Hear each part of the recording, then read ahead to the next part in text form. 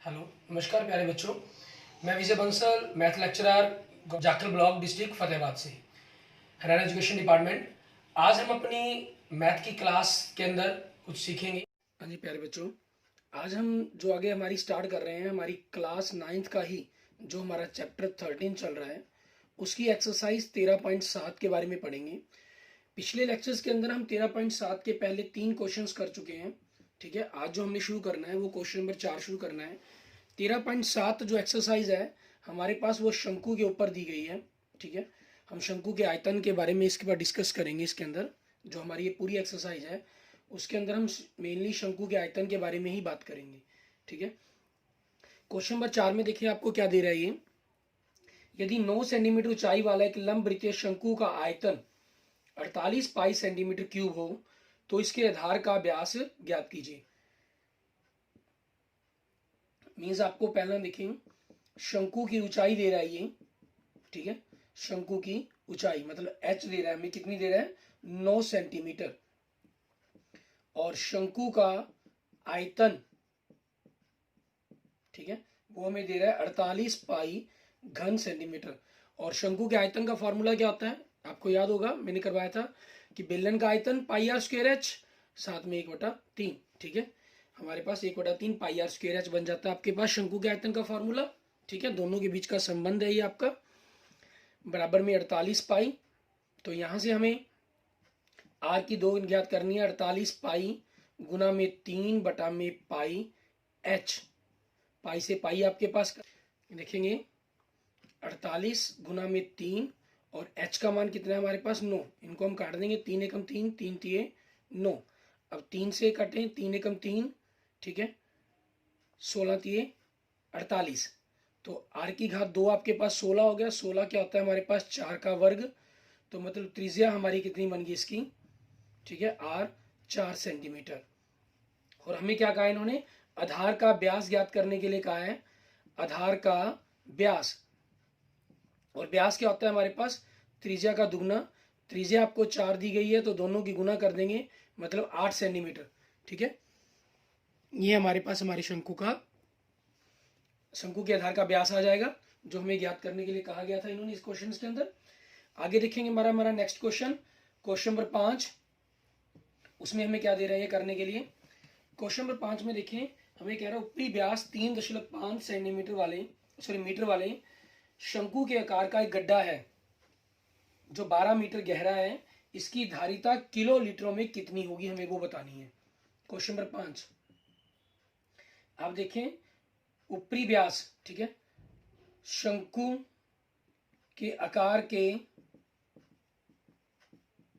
गड्ढे, ठीक है, शंकु के आकार का जो गड्ढा दिया गया आपको, गड्ढे का व्यास आपको दे रही है 3.5 मीटर। दशमलव अगर आप हटा देते हैं तो 35/10 बन जाता है। 5 से कट के 7 और 5 से कट के 2, 5 से 35, 5 दूनी 10, तो हमारे पास कितनी बन गई, हमारे पास 7/2 मीटर। ये हमारा व्यास बन गया। तो शंकु के आकार के गड्ढे की त्रिज्या, ठीक है, वो हमारे लिए कितनी हो जाएगी r। हम इसका आधा कर देंगे, बटा में 2, मतलब 7/4 मीटर। और शंकु के आकार के गड्ढे की ऊंचाई, इन्होंने हमें जो शब्द प्रयोग किया हुआ है वो गहराई शब्द प्रयोग किया हुआ है, तो उसी के अकॉर्डिंग हम लिखेंगे गहराई। जैसे आपको मैंने बताया था, गहराई और ऊंचाई में क्या रहता है, जब हम नीचे की तरफ से खड़े होकर ऊपर की तरफ देखते हैं तो वो हमारे लिए हमारी ऊंचाई कहलाती है, और जब हम ऊपर खड़े होकर नीचे की तरफ देखते हैं तो वो हमारे लिए गहराई कहलाती है। बात दोनों ही शब्दों के अंदर एक रहती है हमारी। ठीक है, तो उसी चीज के अकॉर्डिंग हमारे पास क्या रहेगा, यहाँ गहराई है जो आपके पास, वो आपकी एक तरह से ऊंचाई ही दी गई है आपको, ऊंचाई। ठीक है, मतलब h, और वो कितनी दे रहा है हमें 12 मीटर। हमें इसकी धारिता पूछ रहा है, तो सबसे पहले हमें इसका आयतन ज्ञात करना होगा। शंकु के आकार के गड्ढे का, ठीक है, आयतन, फॉर्मूला हमारा 1/3 पाई आर स्क्वायर एच। ठीक है, ये हो जाएगा। और इसकी कैलकुलेशंस करेंगे तो 1/3 पाई का मान 22/7, त्रिज्या आर हमारी कितनी है 7/4 गुना में 7/4, और ऊंचाई h कितनी है 12। ठीक है, 7 को 7 से काट देंगे, ठीक है, 4 तिये 12, 3 पे कट गया, 3 से 3 कट गया हमारे पास, 2 दूनी 4, 11 दूनी 22 हमारे पास ये आ गया। तो अब इनकी कैलकुलेशन अगर आप देखते हैं तो क्या बनती है, 11 सत्ते 77, ऊपर कुछ नहीं है, बटा में 2, 77/2 घन मीटर। अगर आप इसको दशमलव में बदलना चाहते हैं तो आप 77 को 2 से भाग कर देंगे हमारे पास, ठीक है। और कितना बन जाएगा आपके पास, आ जाएगा आंसर इसका 38.5 घन मीटर, ठीक है।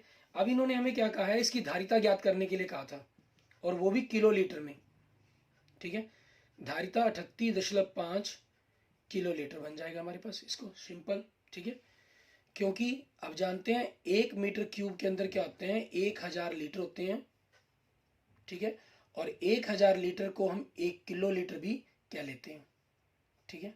तो आपके पास मीटर क्यूब की जगह हमने क्या शब्द प्रयोग कर दिया, किलो लीटर शब्द का प्रयोग कर देंगे, ठीक है। ये हमारे पास हमारे क्वेश्चन का आंसर बन जाएगा। उस गड्ढे का जो शंकु रूप के अंदर आपको दिया गया है, ठीक है, उसकी क्या हो जाएगी, ये धारिता, मतलब उसके अंदर अगर आप पानी डालना चाहते हैं तो 38.5 किलो लीटर, या यूं कहें कि लगभग 38,500 लीटर उसके अंदर पानी आ जाएगा, समा जाएगा। क्लियर। इसके बाद देखते हैं हमारे पास हमारा नेक्स्ट क्वेश्चन, क्वेश्चन नंबर 6। उसमें हमें क्या कह रहे हैं करने के लिए, क्वेश्चन नंबर 6 में देखें, आपको कह रहे हैं कि ना एक लंब वृत्तीय शंकु का आयतन 9856 घन सेंटीमीटर है, ठीक है। आपको आयतन दिया हुआ है 9856 घन सेंटीमीटर, और हमें क्या कह रही है, तो ज्ञात कीजिए कि आपके पास जो शंकु की ऊंचाई बन रही है हमारे पास, ठीक है, वो कितनी होगी। दूसरा, शंकु की तिर्क ऊंचाई पता करनी है, और तीसरा, शंकु का वक्र पृष्ठीय क्षेत्रफल ज्ञात करना है। और आपको दिए हैं हमें आयतन और इसके आधार का व्यास, ठीक है। शंकु के आधार का व्यास दे रहा है आपको, आधार का व्यास कितना दे रहा है हमें, 28 सेंटीमीटर, और तो त्रिज्या क्या हो जाएगी हमारी r, 28 का हम आधा कर देंगे, हमारे पास कितनी होगी 14 सेंटीमीटर, ठीक है। ये हमारे पास शंकु के आधार की त्रिज्या होगी। और उसके बाद क्या दिया गया है, शंकु का आपको आयतन दिया गया है, शंकु का आयतन वो कितना दे रहा है 9856 घन सेंटीमीटर। और शंकु के आयतन का फॉर्मूला क्या होता है, 1/3 पाई r की घात 2 गुना में h। तो अब इसी के अकॉर्डिंग अगर हम कैलकुलेशंस करते हैं तो 1/3 पाई का मान इन्होंने स्पेशल यहाँ कोई मेंशन नहीं किया, तो आप 22/7 ही रखेंगे। r आपको इन्होंने यहाँ कोई 14 दी हुई है, तो 14 गुना में 14 हो जाएगा। और h आपको पता करना है, ये ऑटोमेटिक आपके पास, क्योंकि पहले भाग में शंकु की ऊंचाई ज्ञात करनी है, तो h का मान हो जाएगा आपके पास, यहाँ से पहला ही भाग हो गया एक प्रकार से 9856। इनको अगर हम काट दें 7 दूनी 14, 2 पे कट गया हमारे पास। तो यहाँ से आगे हम देखते हैं h आपके पास क्या होगा, 9856 गुना में 3 पलट के ऊपर चला गया आपके पास, ठीक है, और बटा में 22 गुना में 14 गुना में 2, ठीक है, ये हमारे पास आ गया। अब इसी के ऊपर हमें इनको आपस में काटना है, ठीक है, इनकी कैलकुलेशंस करनी है। तो हमारे पास क्योंकि 11 दूनी 22 बनता है, तो सबसे पहले हम 11 से ही काटने की कोशिश करते हैं इसको, कि अगर ये कटता हुआ, ठीक है, 11 दूनी 22, और 11 से अगर इसको हम काटते हैं 11 × 88। मान लीजिए अगर आपको काटने में दिक्कत, डायरेक्ट काटने में दिक्कत है, तो कोई दिक्कत नहीं, आप भाग कर लें यहाँ पर 11 से, 11 × 88, 10 बचा, ऊपर से 5 उतारा, 11 × 9 = 99, 9, 6 बचा, ऊपर से 6 उतारा, 11 × 6 = 66, ठीक है। शेष वाला अगर कुछ बच जाता तो दैट मीन्स आपका ये नहीं कर सकता था, ठीक है ना। तो 896 आपके पास आ गया। अब 896 को हम क्या कर सकते हैं, यहाँ से काट लेते हैं, 7 दूनी 14, 7 पे काट के देख लेते हैं।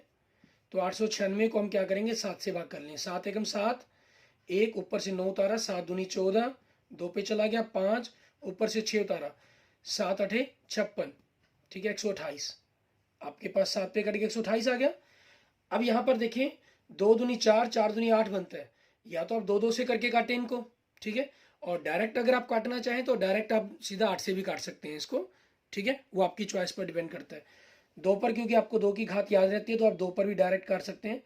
2 से कट के 64, और 2 से कट के 64 का आधा 32, फिर 2 से कट के 16, तो क्या आ गया आपके पास ऊंचाई 16 गुना में 3, ठीक है, हमारे पास आ गई। इसका मतलब 16 × 3 = 48, ठीक है, आपके पास जो ऊंचाई है वो कितनी आ गई हमारी 16 × 3 = 48, ठीक है। ऊंचाई आपके पास h 16 3 48 सेंटीमीटर। ठीक है, ये हमारा आंसर आ जाएगा। और दूसरा में क्या पता करना है, शंकु की तिर्क ऊंचाई। शंकु की तिर्क ऊंचाई आपने पिछले लेक्चर में देखा होगा, आपको तिर्क ऊंचाई दी हुई थी। ठीक है, हमें त्रिज्या या ऊंचाई निकालनी पड़ी, और तिर्क ऊंचाई निकालने वाले जो क्वेश्चन हमने किए हैं 13.3 एक्सरसाइज में अंदर भी किए थे। इसका फॉर्मूला क्या था हमारे पास, एल का h की घात 2 प्लस r की घात 2 बराबर में l की घात 2। क्योंकि यह तिर्क ऊंचाई याद करने तो इसलिए वर्गमूल का निशान लगा दिया गया सिंपल। साथ में h आपकी कितनी है 48, 48 का वर्ग, और r आपके पास कितनी है 14, 14 का वर्ग। ठीक है, अब दोनों को जोड़ा जाएगा आपके पास। ठीक है, तो 48 का वर्ग करेंगे, मीन्स 48 को हमें 48 से गुना करनी है। ठीक है, जो 304 बनेगी, इनकी गुना करके देख लेते हैं।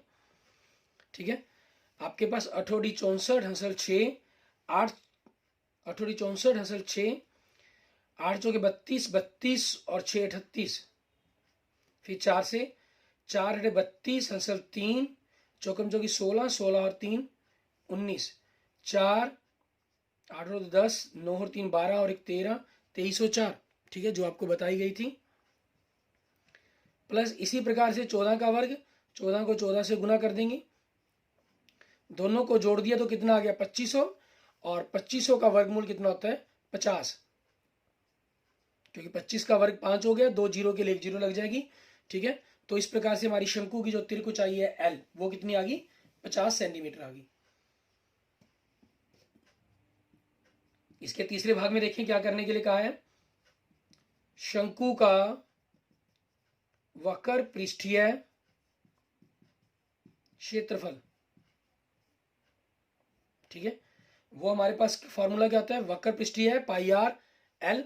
ठीक है, पाई का मान इन्होंने क्या दिया हुआ है यहाँ पर, हमें कोई स्पेशल मेंशन नहीं, तो 22/7 ही लेंगे। आर आपके पास त्रिज्या, ठीक है, वो कितनी है हमारे पास 14 सेंटीमीटर, और एल आपके पास कितनी है 50।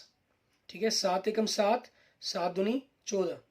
अब इनकी गुना करें, 50 दूनी 100, 100 को 22 से गुना करेंगे तो 2200 वर्ग सेंटीमीटर, मतलब 2200 वर्ग सेंटीमीटर। ये हमारे पास हमारे क्वेश्चन का आंसर बन जाएगा। क्लियर। इसके बाद देखते हैं हमारे पास हमारा नेक्स्ट क्वेश्चन, क्वेश्चन नंबर 7। ठीक है, उसके अंदर हमें क्या कह रहा है करने के लिए, ये क्वेश्चन नंबर 7 और 8 दोनों एक ही कैटेगरी के क्वेश्चंस हैं, सिर्फ थोड़ा सा उनके अंदर चेंजिंग की गई है। क्वेश्चन नंबर 7 में देखिए आपको कह रहे हैं, भुजाओं 5 सेंटीमीटर और 12 सेंटीमीटर और 13 सेंटीमीटर वाली एक समकोण त्रिभुज, ठीक है, ए बी त्रिभुज एबीसी को भुजा 12 सेंटीमीटर के पारित घुमाया जाता है। ठीक है, क्वेश्चन 7 सेंटीमीटर देखें आपके पास, मैं यहाँ क्या कर लेता हूँ 12 सेंटीमीटर वाली भुजा ले लेता हूँ। ठीक है, ये 12 सेंटीमीटर वाली भुजा होगी समकोण त्रिभुज की, ये 5, तो ये 13। ठीक है, इसमें क्या कह रहा है ये आपको कि 5 सेंटीमीटर 12 सेंटीमीटर वाली भुजा के पारित घुमाया गया, मीन्स अगर ये 12 सेंटीमीटर वाली भुजा है और आपके पास, ठीक है, और ये हमारे पास हमारी 13 सेंटीमीटर वाली भुजा है समकोण त्रिभुज की, ये आपका आधार हो गया। तो क्या किया गया, इस भुजा के पारित मीन्स इस भुजा को स्थिर किया गया और इसको घुमाया गया, इस भुजा को। ठीक है, इस प्रकार से त्रिभुज को घुमाया गया। तो घुमाने से हमारे पास क्या हुआ, एक आपकी काल्पनिक त्रिभुज, ठीक है, बनती हुई बनी, और नीचे की तरफ क्योंकि 5 सेंटीमीटर की भुजा थी, ये आपके पास पूरे इस प्रकार से घूमती रही। ठीक है, घूमते हुए क्या किया इन्होंने, एक काल्पनिक शेप बना दी। ठीक है, क्योंकि देखने में तो वो एक त्रिभुज ही रहेगी, वो काल्पनिक शेप क्या बन गई आपके पास, एक शंकु की शेप बन गई।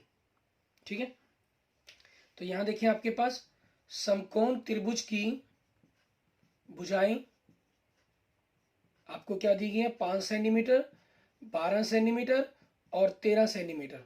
ठीक है, तो अब आपको क्या किया क्या गया इसके अंदर, समकोण त्रिभुज एबीसी को, ठीक है, भुजा कौन सी 12 सेंटीमीटर की पारित घुमाया गया। ठीक है, घुमाया जाता है। ठीक है, तो आपके पास इस प्रकार से एक प्राप्त ठोस का आयतन ज्ञात कीजिएगा ना, ये जो काल्पनिक एक ठोस बना हमारे पास, ठीक है, उसका आयतन ज्ञात करना है। वो जो आयतन शेप बनी है हमारे पास, वो एक शंकु के रूप की बनेगी। ठीक है, इसलिए ठोस कहें या काल्पनिक कहें, वो एक ही बात है हमारे पास, ठीक है। शंकु की त्रिज्या आर, क्योंकि वो 5 सेंटीमीटर रहेगी हमारे पास, और शंकु की ऊंचाई एच वो कितनी होगी, 12 सेंटीमीटर होगी, ठीक है। हमें तिर्क ऊंचाई का लिखने की जरूरत ही नहीं है इसके अंदर, ठीक है। शंकु का आयतन यहां पर आप मेंशन कर सकते हैं कि कौन सी आकृति प्राप्त हुई, इसलिए हमें एक शंकु प्राप्त होता है, ठीक है। शंकु का आयतन 1/3 पाई आर की घात 2 एच, 1/3, ठीक है। इसके अंदर आपके पास देखें जो आंसर मिलेंगे आपको वो पाई के साथ दिए हुए मिले हैं, लेकिन हम यहाँ पर हमें तो कुछ पता नहीं है ना, हम 22/7 रखेंगे इसका मान। आर त्रिज्या आपकी कितनी है, 5 गुना में 5, और एच कितनी है आपके पास 12, ठीक है। तो 3 को इससे काट दें, 3 एकम 3, 3 चौके 12, इनकी हम कैलकुलेशन करते हैं, 5 5 25, 25 चौके 100, 100 को 22 से गुना किया तो 2200/7, ठीक है, घन सेंटीमीटर। अगर आपने 3.14 रखी होगी तो 314 घन सेंटीमीटर आ जाएगा। और अगर आप पाई का मान नहीं रखते हैं, मैं यहाँ पर आपको सभी ऑप्शन करके खाता हूँ, ठीक है। आपने अगर पाई का मान 3.14 रखा तो बटा में 100 लगाओगे, साथ में गुना में 1/3, गुना में 5, गुना 5, गुना 12, 3 से कट गया 12, 4, ठीक है, 5 5 25, 25 चौके 100, 100 से 100 कट गया, आपका आंसर क्या आ जाएगा, 314 घन सेंटीमीटर, ठीक है। तीसरा भाग इसका, अगर आप पाई का मान नहीं रखते हैं, मीन्स आंसर की मैचिंग करने के कारण कर रहे हैं हम ऐसा, और कुछ नहीं है, ठीक है। तो आपके पास 5 गुना में 5, गुना में 12, 3 एकम 3, 3 चौके 12, 4 पे कट गया, तो 5 5 25, 25 चौके 100 पाई घन सेंटीमीटर, ठीक है। ये आपके पास आपके क्वेश्चन का आंसर बन जाएगा। लेकिन हम तो क्योंकि 22/7 के साथ करते हैं तो हम इसी क्वेश्चन के आंसर को मेंशन करेंगे, ठीक है। ये सिर्फ आपके आंसर को मैच करने के लिए किया गया। अब इसी में देखिए हमारे पास क्वेश्चन नंबर 8, उसके अंदर हमें करने के लिए क्या कह रहा है कि ना, यदि प्रश्न 7 के ही त्रिभुज एबीसी को यदि भुजा 5 सेंटीमीटर के पारित घुमाया जाए तो इस प्रकार प्राप्त ठोस का आयतन ज्ञात कीजिए। प्रश्न 7 और प्रश्न 8 में प्राप्त किए गए दोनों ठोसों के आयतन का अनुपात भी ज्ञात कीजिए, कितना होगा। अब इसमें क्या कहा गया, 5 सेंटीमीटर के पारित घुमाया गया, मतलब आपकी जो ये भुजा है, ठीक है, वो 12 सेंटीमीटर ना होकर ये 5 सेंटीमीटर होगी और ये 12 सेंटीमीटर की भुजा होगी आपके पास। तो जो घुमाया जा रहा है वो 5 सेंटीमीटर के पारित घुमाया जा रहा है, तो जो त्रिज्या है हमारे पास वो क्या बन जाएगी, हमारी 12 सेंटीमीटर बन जाएगी, और जो ऊंचाई है हमारी वो क्या बन जाएगी, हमारी 5 सेंटीमीटर बन जाएगी। अब इसी के अकॉर्डिंग हम क्वेश्चंस को सॉल्व करेंगे, ठीक है। देखते हैं, 1/3 पाई का मान 22/7, ठीक है, क्योंकि आपको अनुपात भी ज्ञात करने के लिए कहा गया तो आप पाई का मान नहीं भी रखेंगे तब भी चलता है इसके अंदर, ठीक है, क्योंकि पिछले क्वेश्चन अगर एग्जाम में क्वेश्चन आएगा तो दोनों को कंबाइन करके आपको क्वेश्चन दिया जाएगा। क्वेश्चन नंबर 8 है ये हमारा, ठीक है। बाकी 22/7 भी रख रहे हैं तब भी कोई दिक्कत नहीं है। त्रिज्या कितनी है आपकी, 12 गुना में 12, और एच कितनी है आपके पास 5, ठीक है। 3 एकम 3, 3 चौके 12, आपके पास ये आ जाएगा। अब इनकी गुना करते हैं हम, 12 चौके 48, ठीक है, और 48 पंजे 240 हमारे पास आ गया। 240 को हमें 22 से गुना करना है तो 22 होता है 2 गुना 11, तो 480, 480 को 11 से गुना करना है, 0 का 0, ठीक है। इन दोनों का जोड़ 8, फिर 0 छोड़ देंगे, 8 और 4 का जोड़ 12, हंसल 1, फिर 8 छोड़ दिया, 5 और 1, 4 और 1 5, तो कितना हो गया, 5280 बटा में 7 वर्ग घन सेंटीमीटर। या आपने अगर पाई का मान स्पेशल नहीं मेंशन किया होगा तो 240 पाई, ठीक है, ये आपके पास आपका आंसर आएगा। क्लियर। अब इसी चीज के अकॉर्डिंग देखेंगे हमारे पास क्या बनेगा हमारा। हमें क्योंकि दोनों का अनुपात ज्ञात करने के लिए कहा है, ठीक है, अनुपात क्वेश्चन 7 में प्राप्त आयतन, क्वेश्चन 8 में प्राप्त आयतन,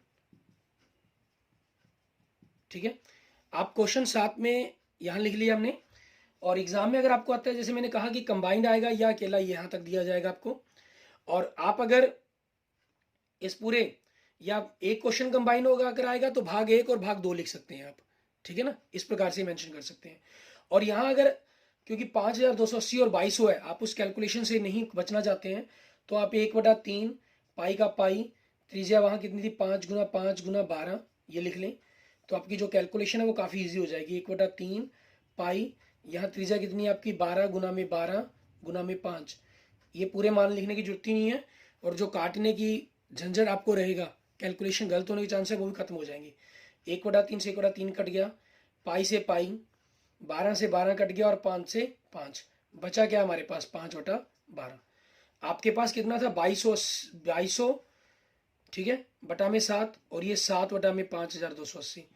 7 से 7 कटेगा, 0 से 0 कटेगी, ठीक है। और ये आपके पास कटेंगे, कटने के बाद यहाँ 5 बचेगा और यहाँ 12 बचेगा, तो 5/12 ये अनुपात बनेगा आपका, ठीक है। ये हमने कैलकुलेशन इसलिए रख दी ताकि डायरेक्ट आपके गुणनखंडों के रूप में ही होगे और आपके पास सीधा ही अनुपात आ जाएगा, ठीक है। इसलिए अनुपात कितना बन गया आपका 5:12, ठीक है। ये हमारे पास हमारे क्वेश्चन का आंसर बन जाएगा। इसके बाद देखेंगे हमारे पास हमारा नेक्स्ट क्वेश्चन, और इस एक्सरसाइज का हमारा लास्ट क्वेश्चन, क्वेश्चन नंबर 9, ठीक है। क्वेश्चन नंबर 9 से पहले आप सभी ने पूछा था, मैंने पिछले लेक्चर में भी आप सभी को बताया था, ठीक है। मैं विजय बंसल हूँ, math lecturer, Haryana education department से, ठीक है।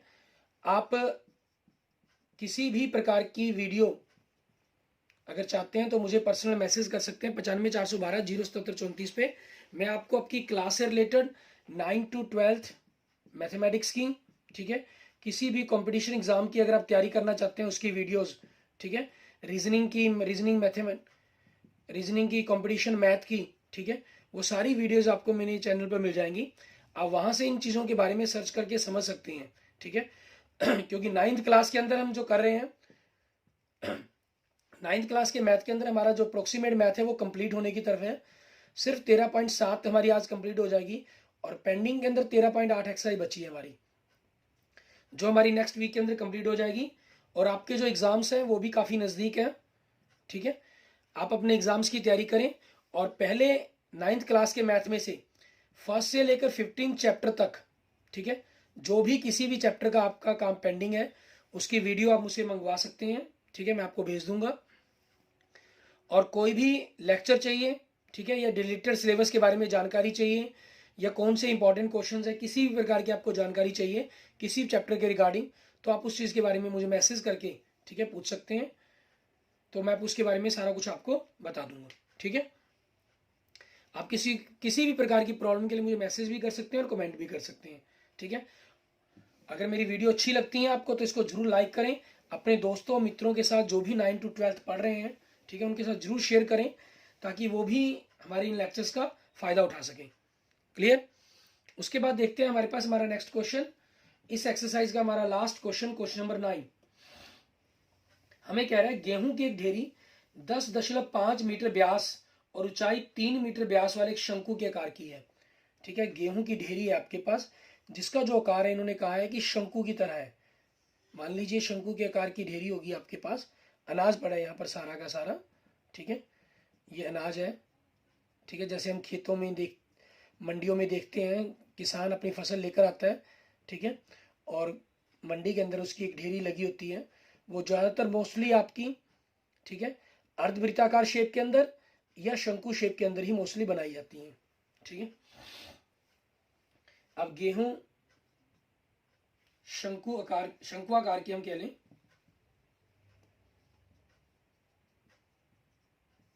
शंकुआकार गेहूं की ढेरी का व्यास वो कितना दे रहा है हमें 10.5 मीटर दे रहा है। आप इस दशमलव को हटाकर लिखना चाहें तो हटा सकते हैं, नहीं तो आपकी चॉइस है। शंकुआकार गेहूं की ढेरी की त्रिज्या वो क्या हो जाएगी, इसकी आधी हो जाएगी हमारे पास, और दशमलव हटाकर आपने बटा में एक जीरो लगा सकते हैं, 10 लगा सकते हैं, ठीक है। आप यहाँ भी इसको कर सकते हैं 105 बटा में 10 मीटर। और यहाँ से अगर इनकी कैलकुलेशन को आप काटना चाहें तो कर भी सकते हैं। 5 से कट के हमारे पास 4 और 5 से कट के 5 दूनी 10, 21, 21 बटा में 4 मीटर, ठीक है। आप ये लिख सकते हैं क्योंकि लास्ट कैलकुलेशन में भी हमें करना ही होगा इसको, ठीक है। और शंक्वाकार गेहूं की ढेरी की ऊंचाई h, ठीक है। तो h हमें कितना दे रहा है, ऊंचाई हमें 3 मीटर दे रहा है ये। अब आगे ज्ञात करने के लिए क्या कह रहा है, इस ढेरी को वर्षा से बचाने के लिए, ठीक है, कैनवस से ढका जाना है, तो वांछित कैनवस और इसका आयतन दोनों ज्ञात करने के लिए कहा गया है। तो शंक्वाकार गेहूं की ढेरी का आयतन, इसके लिए फॉर्मूला क्या बन जाएगा आपका, 1/3 पाई r की घात 2h। कैलकुलेशन करते हैं तो 1/3 पाई का मान 22/7, त्रिज्या हमारे पास कितनी है 21/4 गुना में 21/4 और ऊंचाई कितनी है 3, ठीक है। 7 या 21, आपके पास ये 21 से 21 कट गया, ठीक है। 2 दूनी 4 और 11 दूनी 22, आपके पास ये बन जाते हैं 21 ये 63, 63 को हमें 11 से गुना करना है और गुना करने के लिए 3 का 3, 3 और 6 9, 693 बटा 4 दूनी 8, ये आ जाएगा आपके पास। अब आप इसका अगर दशमलव में आंसर निकालना चाहते हैं तो 693 को आप 8 से भाग कर देंगे, ठीक है।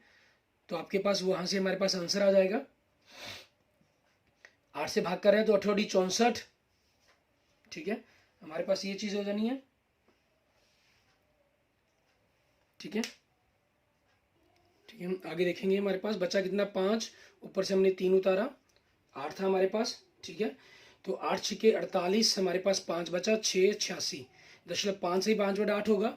तो आप जब 8 से भाग करते हैं आपको पता है कि 1/8 हमारे पास 0.125 होता है, तो 5 से गुना करके ये 0, ठीक है 625 बन जाएगा। बाकी आप 5 से आगे भाग करके देखेंगे तो वहां से भी आपको इसके बारे में पता चल जाएगा, ठीक है। 86.625, ठीक है, घन मीटर, मीटर क्यूब हो जाएगा आपके पास। क्लियर। आपके पास जो आंसर यह हो सकता है वो गलत हो सकता है, ये हमारे पास हमारा एग्जैक्ट आंसर बन जाएगा। अब दूसरा इन्होंने क्या कहा, इसको हमें कैनवस से ढकना है। आप इसको कपड़े से ढकना चाहते हैं तो एक चीज का खास ख्याल रखें, आप किसके सिर्फ जो वक्र पृष्ठ है मीन ऊपर से इसको ढकेंगे, नीचे इसके गेहूं के नीचे कैनवस नहीं बिछाया जा सकता, ठीक है। तो आपको इसका क्या ज्ञात करना होगा, इसका वक्र पृष्ठ क्षेत्रफल ज्ञात करना होगा। और वक्र पृष्ठ क्षेत्रफल ज्ञात करने के लिए हमें क्या करना होता है, ठीक है, हमें इसके आधार की त्रिज्या चाहिए और आपकी तिर्क ऊंचाई चाहिए। अब तिर्क ऊंचाई हमारे पास नहीं है यहाँ पर, ठीक है। तो यहाँ पर हम सबसे पहले इसकी तिर्क ऊंचाई L ज्ञात करेंगे, तिर्क ऊंचाई, ठीक है। L हमारे पास उसका फॉर्मूला क्या है, h की घात 2 प्लस r की घात 2। h आपके पास कितने 3, 3 का वर्ग कितना हो जाएगा 9 और r कितना 21/4, इसका वर्ग कितना हो जाएगा 441 बटा में 16, ठीक है। मैं आपको वर्ग करके ही लिख रहा हूं डायरेक्ट इसके अंदर। तो इन दोनों की कैलकुलेशंस अगर हम जोड़ते हैं, दोनों का लघुत्तम 16, 16 ना हमारे पास 144 आ गया प्लस 441, ठीक है। दोनों को आपने जोड़ दिया तो 585 बटा में 16, ठीक है, ये आपके पास आ गया। अब 585 बटा में 16 आप इसका मान निकालते हैं तो 550, 16 का वर्गमूल तो 4 बन जाएगा, ठीक है। और आपके पास 585 है, 625 का वर्गमूल 25 होता है और 24 का 576, तो 24 दशमलव कुछ बनना चाहिए इसका आंसर, ठीक है, अगर आप पॉइंटों में निकालें।